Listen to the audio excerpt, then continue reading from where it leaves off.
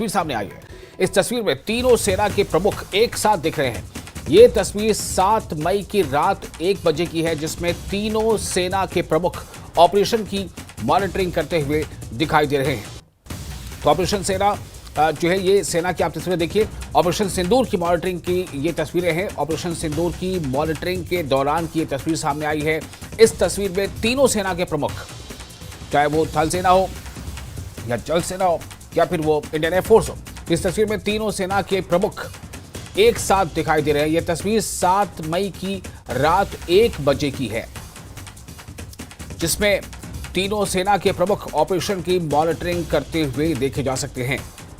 ये काफ़ी अहम तारीख है, जिसमें आपको याद होगा कि इस तरह से 6 और 7 मई के दरमियानी शब में, यानी कि 6 तारीख की देर रात और उसे जबकि 7 तारीख की शुरुआत बात तो हो चुकी होती है 12 बजे के बाद, तो इसलिए 6 और 7 की जो दरमियानी रात है या जो दरमियानी शब है, उसमें ये जो ऑपरेशन सिंदूर कंडक्ट किया गया था, जिसमें पहली बार पाकिस्तान के अंदर, चाहे वो पीओके का एरिया हो, चाहे वो पंजाब के कई इलाके हों, वहाँ पर भारत की तरफ से जो आतंकी ठिकाने थे वहाँ उससे नुकसान पहुँचाया गया था, उसे ख़त्म किया गया था।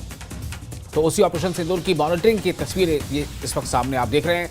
इस तस्वीर में तीनों सेना के प्रमुख एक साथ दिखाई दे रहे हैं। ये तस्वीर 7 मई की रात 1 बजे की है और आपको याद होगा कि जो समय आया था उसमें यह बताया गया था कि 1:05 से लेकर 1:30 तक, यानी कि लगभग 20-25 मिनट के अंदर जो टारगेट तय किया गया था उच्च स्तरीय मीटिंग में, वो टारगेट पूरा करते हुए, उस टारगेट को ध्वस्त करते हुए जो है हमारी जो सेना है और जो हमारे एयरफोर्स की जो अधिकारी है वो सब वापस आए थे, जिसमें तीनों सेना के प्रमुख आप इस तस्वीर में देख रहे हैं कि किस तरह से वो आपस में बातचीत कर रहे थे, मॉनिटरिंग की जा रही थी। और ये काफ़ी अहम तस्वीरें हैं जिस वक्त आप अपने स्क्रीन पर देख रहे हैं।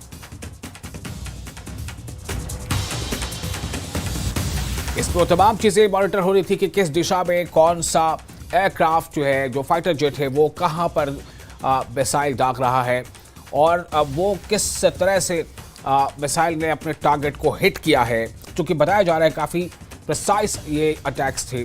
हमारे साथ जुड़ चुके हैं आकाश शर्मा, न्यूज़ 18 से हमारे संवाददाता है, काफ़ी इस मामले की जानकार हैं। आकाश, ये बताएं कि ये जो तस्वीरें अभी हम देख पा रहे हैं, जिसमें तीनों आर्मी चीफ एक साथ मौजूद हैं और वो आपस में बातचीत भी कर रहे हैं और मॉनिटरिंग कर रहे हैं, ये तस्वीर क्या बताती है? ये जो तीनों सेना का जो आपसी तालमेल है, क्या उसी का ये नतीजा है कि इस तरह के नतीजे और इस तरह का शानदार रिजल्ट देखने को मिला कि चुने हुए बिल्कुल टारगेटेड 9 जो निशाने थे उन्हें हिट किया गया था?